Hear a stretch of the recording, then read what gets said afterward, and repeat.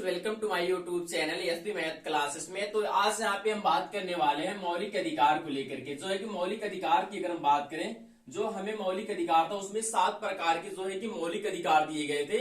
लेकिन जो है कि 60वें मौलिक अधिकार अर्थात जो है कि जो मौलिक अधिकार था 44वें संविधान संशोधन 1978 के द्वारा जो है कि धन का जो हम कितना धन रख सकते हैं इसका जो मौलिक अधिकार था उसको जो है कि संविधान से बाहर कर दिया गया है।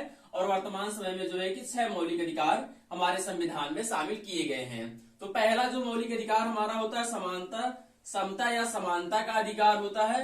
इसमें समानता के बारे में जो है कि हमारे संविधान के अंदर बताया गया है। पहला अनुच्छेद 14 जो होता है इसमें विधि के समझ से समानता अर्थात कानून जो होगा सभी व्यक्तियों के लिए एक समान का जो है कि कानून यहाँ पे बनाया जाएगा।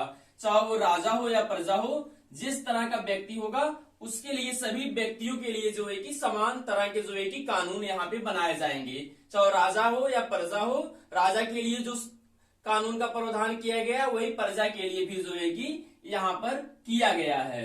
अनुच्छेद 15 की बात करें कि धर्म, जाति, लिंग, स्थान के आधार पर किसी भी व्यक्ति के साथ जो है कि भेदभाव नहीं किया जाएगा।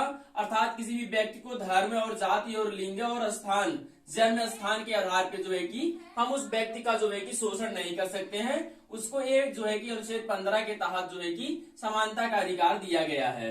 अनुच्छेद 16 की बात करें तो अनुच्छेद 16 में क्या है, लोक नियोजन के विषय में अवसर। लोक नियोजन के विषय में अवसर जो है कि इसमें समानता की बात किया गया। अगर कहीं पे किसी भी तरह की जो है कि वैकेंसीज निकलती है या कोई भी पद खाली होता है तो वहां पे जो है कि सभी व्यक्तियों को समान रूप से जो है कि अवसर दिए जाएंगे। लेकिन यहाँ पे जो आरक्षण होता है इसका थोड़ा सा यहाँ पे अपवाद दिखाई देता है।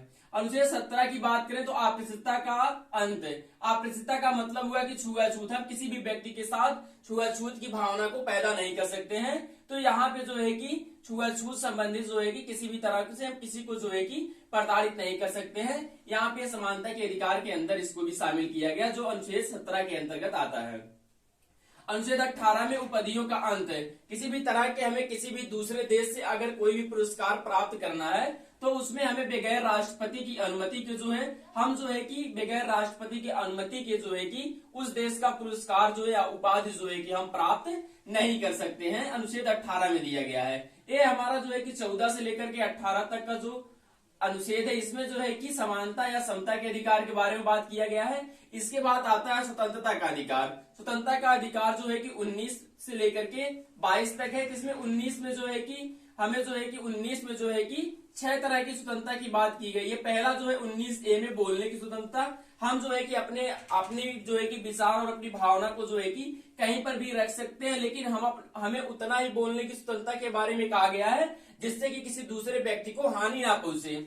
और अनुच्छेद जो है कि 19B में सभा, किसी भी तरह का जो है कि कहीं पे हम जो है कि सभा एकत्रित करके लोगों को किसी भी बात के लिए किसी भी मुद्दा के लिए हम बहस कर सकते हैं। अनुच्छेद 19C में कहा गया है पार्टी, किसी भी तरह की अगर हम कोई भी पार्टी बनाना चाहते हैं तो अनुच्छेद 19C के तहत हम जो है कि यहाँ पे पार्टी बना सकते हैं। जैसे यहाँ पे अगर देखा जाए जो बीजेपी की पार्टी है या सपा की पार्टी है या बीएसपी की पार्टी है या कांग्रेस की पार्टी है, सब अनुच्छेद 19C के तहत इन सभी पार्टियों का जो है कि यहाँ पे गठन किया गया है। 19D में बात करें तो घूमने की स्वतंत्रता। हम पूरे भारत या विश्व में कहीं पर भी जा सकते हैं अर्थात हम घूम सकते हैं। उस देश के अगर हम अपने देश से बाहर जा रहे हैं घूमने तो उस देश का हमें जो भी कानूनी प्रक्रिया होती है उससे गुजरना पड़ेगा। लेकिन भारत के अंदर जो है कि हम किसी भी स्थान पर जा सकते हैं, घूम सकते हैं। अनुच्छेद जो है 19E में देखें तो यहाँ पे क्या है, 19E में जो है निवास संबंधित है। हम कहीं पर पूरे भारत के अंदर जो है देश के अंदर जो है कहीं पर भी मकान बना करके अपना निवास स्थान जो है कि कर सकते हैं। 19G में कहा गया जीविका व्यापार। हम किसी भी तरह का कोई भी व्यापार जो है कि अपने समाज में कर सकते हैं, जो भी हमारी इच्छा के हम उस तरीके का जो है कि व्यापार कर सकते हैं। जहां पे सरकार ने सुप्रीम कोर्ट ने वेश्यावृत्ति को भी जो है कि जीविका व्यापार के अंतर्गत जो है कि इसको भी जो है कि यहाँ पे कहा कि आप जो है कि कर सकते हैं। 19G के तहत जो है कि इसको भी वहां पे कहा गया है। अनुच्छेद 20 में देखें तो यहाँ पे क्या आता है, अपराधों के लिए दोष सिद्ध के संरक्षण। किसी भी व्यक्ति को अपराध के लिए जो है कि वो अपना जो है कि दोष सिद्ध संरक्षण जो है कि अनुच्छेद 20 में आता है। इसमें क्या होता है, पहला जो है कि एक बार सजा। किसी भी व्यक्ति को जो है कि अगर उसने एक ही साथ में 2 व्यक्तियों का मर्डर किया हो या 200 व्यक्तियों का मर्डर किया हो या एक व्यक्ति को मर्डर किया हो तो उसे केवल एक ही बार जो है कि यहाँ पे सजाएं दी जाएंगी। और हम दूसरा बात करें तो इसमें दूसरा जो आता है अपराध समय कानून सजा। हम बात करते हैं यहाँ पे जिस भी व्यक्ति को जिस समय हमने जो अपराध किया था उस समय जिस तरह का कानून का प्रावधान था उसी कानून के तहत जो है कि हमको वहां पे सजाएं दी जाएंगी। और तीसरा जो है गवाही संबंधित, किसी भी व्यक्ति को स्वयं के विरुद्ध जो है कि उसे गवाही देने के लिए बाध्य नहीं किया जा सकता है, अर्थात किसी भी व्यक्ति को जबरदस्ती ये नहीं कबूलाया जा सकता है कि तुम कबूल करो कि तुम जो है कि इस अपराध को किए हो।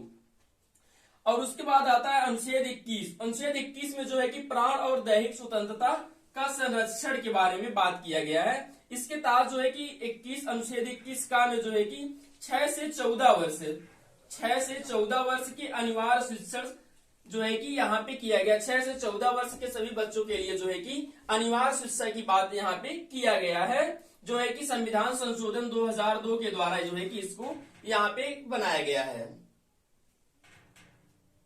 अनुच्छेद 22 कुछ दशा में गिरफ्तार संरक्षण। कुछ दशा में किसी व्यक्ति को गिरफ्तार करने के विषय में संरक्षण यहाँ पे दिया गया है। पहला क्या है, कारण। किसी भी व्यक्ति को अगर आप जो है कि गिरफ्तार कर रहे हैं तो उस व्यक्ति को गिरफ्तार किए जाने का कारण आपको जो है कि बताना होगा। और दूसरा है जो है कि किसी भी व्यक्ति को अगर आप गिरफ्तार कर रहे हैं तो उस व्यक्ति को 24 घंटे के अंदर जो है कि आपको अपने नजदीकी न्यायालय में जो है कि उस व्यक्ति को जो है कि वहां पे ले जाकर के आपको उपस्थित करना होगा। तीसरी जो बात यहाँ पे की गई है, वकील को, जिस व्यक्ति ने अपराध के लिए उसे पकड़ा गया उसे अपने इच्छा अनुसार जो है कि उसको स्वतंत्रता दी गई है कि वो जिस व्यक्ति को चाहे उस व्यक्ति को जो है कि यहाँ पर वकील जो है कि चुन सकता है। उसके बाद जो है आता है तीसरा शोषण के विरुद्ध अधिकार। शोषण के विरुद्ध अधिकार में जो है कि यहाँ पे 2 अनुच्छेद है, 23 और 24 के अंदर बात किया गया है।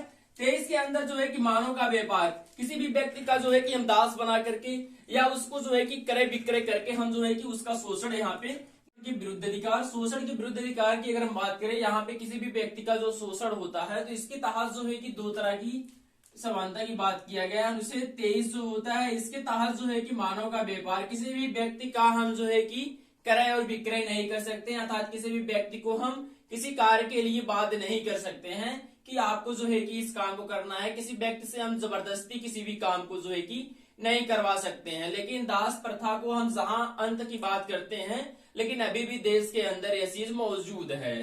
और 24 अनुच्छेद 24 से बात करें, बालकों का नियोजन, अर्थात हम 6 से 14 वर्ष के किसी भी बच्चे को जो है कि किसी भी कंपनी और कारखाने में जहां पे खतरा हो उस तरीके के कार्य हम जो है कि यहाँ पे नहीं करवा सकते हैं।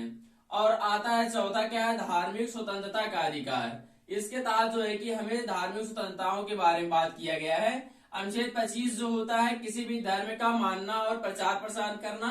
अनुच्छेद 25 के तहत जो है कि हम किसी भी धर्म को मान सकते हैं और उस धर्म का जो है कि अपने इच्छा अनुसार जो है कि हम उस धर्म का प्रचार और प्रसार भी कर सकते हैं।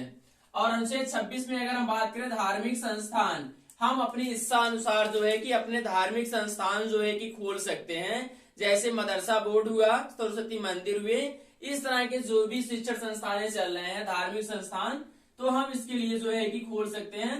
और अनुच्छेद 27 आता है कर से संबंधित, किसी भी व्यक्ति को हम जो है कि जबरदस्ती किसी भी तरह का धार्मिक कर देने के लिए जो है कि बाध्य नहीं कर सकते हैं। किसी भी जगह पर मंदिर बन रहा है या मस्जिद बन रहा है तो हम किसी व्यक्ति को ये नहीं कह सकते हैं कि आप इसके लिए जो है कि हमें अनुदान दीजिए, हम उसके लिए उस व्यक्ति को बाध्य नहीं कर सकते हैं। अनुच्छेद जो है कि 28 में देखे धार्मिक शिक्षण संस्थान, किसी भी तरह के हम धार्मिक शिक्षण संस्थान अगर कहीं पे किसी भी तरह का हम विद्यालय चला रहे हैं तो उस विद्यालय के अंदर जो है किसी भी धर्म या जात के तहत हम किसी एक पर्सनल जाति या किसी एक धर्म की हम शिक्षा नहीं दे सकते हैं। लेकिन इसके विरुद्ध देखा जाए तो जैसे जो है कि मदरसा बोर्ड चलता है, इसमें क्या होता है धार्मिक शिक्षाएं जो है कि दी जाती हैं बच्चों को। तो यहाँ पे उसके आगे बात करें, 5वां क्या है, सांस्कृतिक एवं शिक्षा संबंधित अधिकार। सांस्कृतिक एवं शिक्षा संबंधित अधिकार के अंतर्गत आता है अनुच्छेद 29 जो है कि अल्पसंख्यक वर्ग के हितों का संरक्षण। जो हमारे एसटी वर्ग के बच्चे होते हैं, एसटी वर्ग के लोग होते हैं, उनके हितों का जो है कि यहाँ पे संरक्षण के संबंधित जो है कि बात किया गया है। अनुच्छेद 30 में अगर हम देखें, अनुच्छेद 30 के अंतर्गत जो है कि शिक्षण संस्थाओं की स्थापना और प्रशासन करने का अधिकार।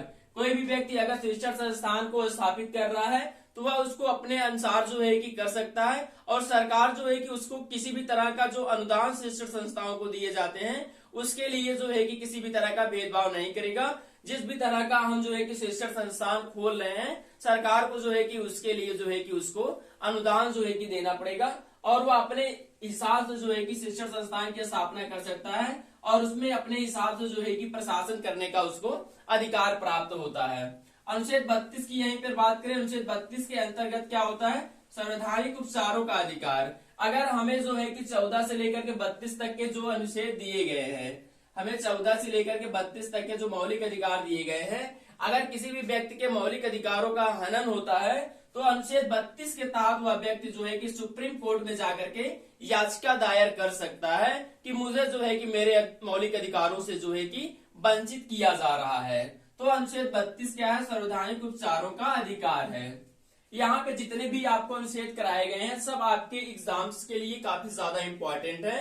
आप एक दो बार लेक्चर्स को अच्छे से देख लेंगे तो आपको जो है कि सभी अनुच्छेद जो है कि आसानी से याद हो जाएंगे। तब तक हम